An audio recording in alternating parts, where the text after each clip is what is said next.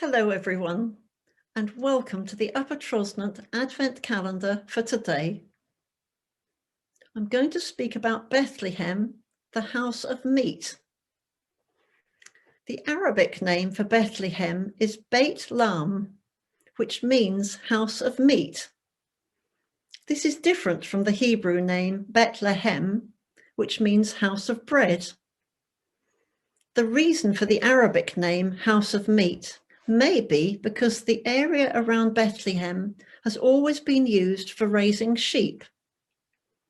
King David, the greatest king of Israel, was born and brought up with his family in Bethlehem, and as a young man, he worked as a shepherd, caring for his father's flocks in the Judean hills and valleys around the town.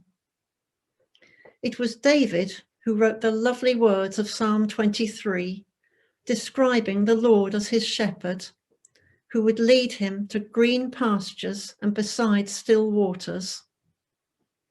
This is a perfect description of the area around Bethlehem, where even in the hot, dry season, the plentiful water supply keeps the fields green all year round, while the surrounding hills are parched and bare.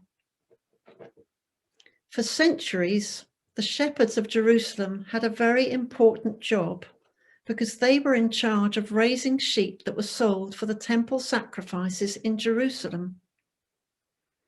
These sheep had to be 1-year-old males in perfect condition that had lived outside for 365 days.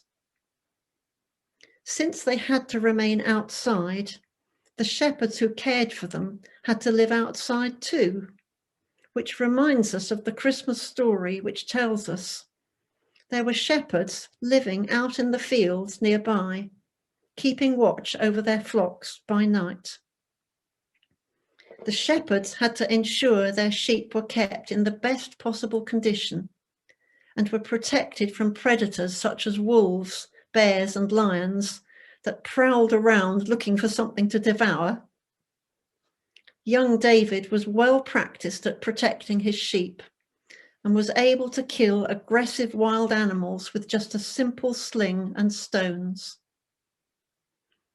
So Jesus was born in a little town known for the quality of its sheep and the skills of its shepherds. Years later, Jesus described himself as the Good Shepherd who watches over his sheep night and day, guiding them, protecting them, and providing all their needs.